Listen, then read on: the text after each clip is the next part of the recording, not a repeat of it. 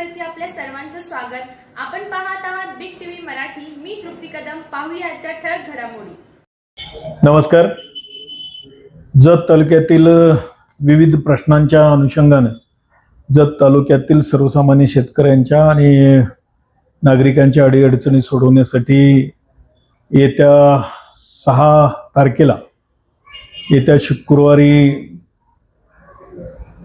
जिल्ह्याचे खासदार सन्माननीय विशालदादा पाटील यांच्या अध्यक्षतेखाली संबंध जत तालुक्यातील प्रशासनाला घेऊन या ठिकाणी विविध प्रश्न सोडवण्यासाठी एक आढावा बैठक आयोजित केलेली आहे।